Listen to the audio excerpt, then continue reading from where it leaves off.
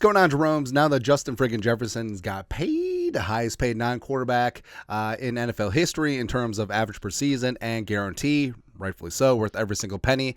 The question is, who is next? As the Vikings, they definitely clean up the books. They got some space to both add names of free agency as well as take care of some of their own.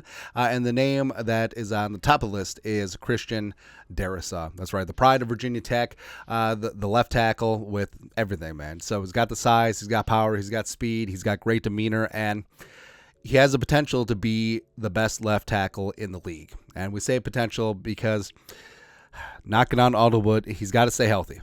If he stays healthy, I think that he will become the best left tackle in the game. His contract-wise is heading into year 4 of his rookie deal. The Vikings picked up his 5th-year option, $16 million and change. So that's where we're currently at as he is looking at a contract year heading into next season. And Alec Lewis at The Athletic did up a great piece, talked about who is next to get paid for the Vikings, and this is what he wrote about Darrisaw. Why it makes sense now. Great left tackles do not grow on trees. Darrisaw has yet to make a Pro Bowl or earn All-Pro honors, but he just turned 25 years old at the beginning of June and has produced 3 consistently above average seasons to begin his career. He ranked 17th among 58 qualified tackles in pass protection efficiency in 2023, according to Pro Football Focus. The year before, he ranked 3rd among 59 qualified tackles in run blocking grade, behind only Trent Williams and Caleb McGarry. Darrisaw is entering his 4th season, meaning he is eligible for an extension. He also recently switched agents to Drew Rosenhaus, who has completed numerous contracts with Minnesota this offseason. Why it doesn't make sense. Adofo-mensah has said frequently that extensions after 3 seasons are hard to complete. The team and player have to sort through the 2 remaining seasons of the contract, and there remains significant room for each side to benefit or lose, depending on the structure of the deal. The Vikings could also be cautious given Darrisaw's injury history. He suffered 2 concussions in 2022. Ankle and groin injuries have also hampered his availability. Whether Darrisaw inks an extension or not may depend on his willingness to wait. Last year, Jefferson accepted some risk. He benefited immensely. Ballpark estimate 4 years, $87 million guaranteed. So the guaranteed part is what's most important here, because if you look at the left tackle contracts, so the total value number can be fluff, right? So it could be, you could write $2 billion on the total value, but if it's $20 million guaranteed, and that's basically what the contract is. But a 4-year deal with $87 million guaranteed would be pretty substantial. Like Andrew Thomas is a player that I will put him in the similar strata as Darrisaw. So he got paid last offseason to $117.5 million deal with $67 million guaranteed. Again, just over half of that deal guaranteed, but also second highest paid left tackle in the game behind only Laramie Tunsil, who's leading the way. But Thomas did, even though 67 is just over half of his deal guaranteed, it's still the highest guarantee for a left tackle in NFL history. So obviously Darrisaw's 87 will blow that number out of the water. Now, it could be complicated, as guys like Tristan Wirfs also looking to get paid as well.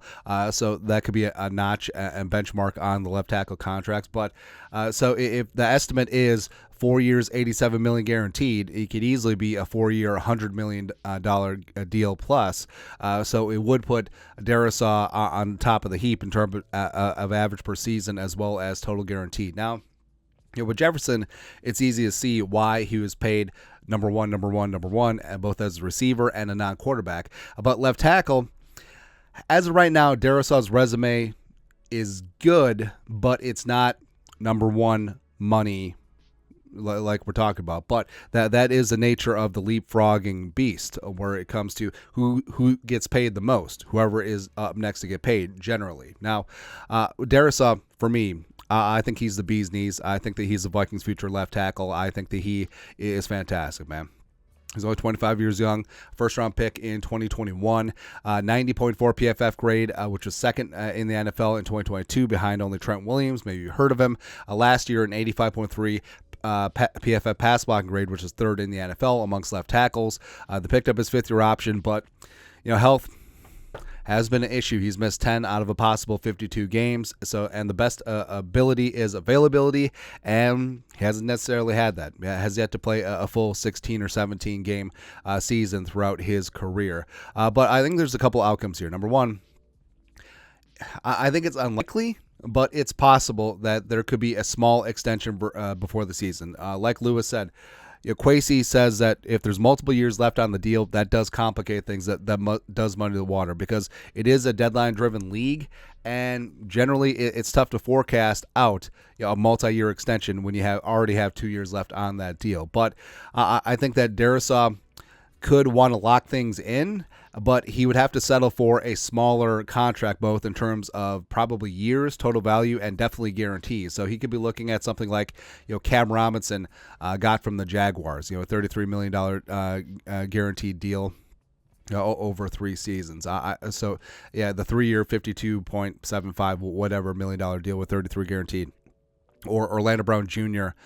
With his 4-year $64 million deal with 31 guaranteed. I think somewhere in there would be reasonable if he signed now before this season. Now, you could roll the dice. That's exactly what Justin Friggin Jefferson did. And even though Jefferson was hampered by injuries this year, his greatness was already established, and he still got paid either way. But Darrisaw does have something to prove. So this is an inverse situation of Jefferson, where he's been stellar when he's been on the field, but sometimes he's not on the field. But an extension after the season, after a very solid showing, it's going to be large. And then I think we're at the top of the heap in terms of total value, as well as, more importantly, the total guarantee. And rightfully so. He will definitely have earned that.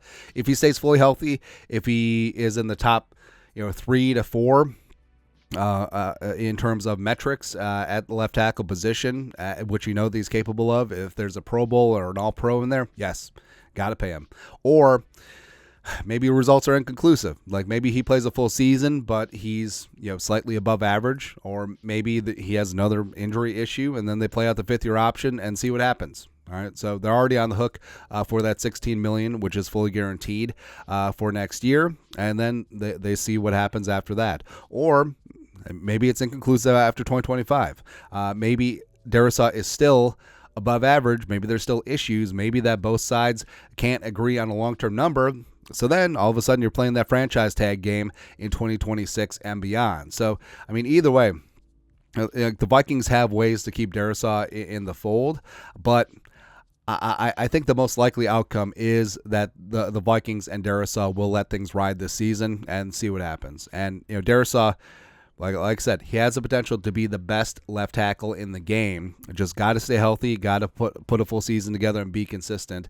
And he would be a major reason why Darnold looks good or McCarthy looks good, because having that protection on the blind side, I mean, it's still immensely valuable. And Darrisaw has all the traits, and we've seen flashes of him being the best in the league. And now if he can just put it together consistently, he's going to get paid. And again, rightfully so. But your thoughts are thoughts. Estimates on a potential Darrisaw extension. Let us know your thoughts and our thoughts in the comment section below. Subscribe for daily Vikings takes. Want to support the work? Put a little something in the Venmo. But till next time, Skull Production Value.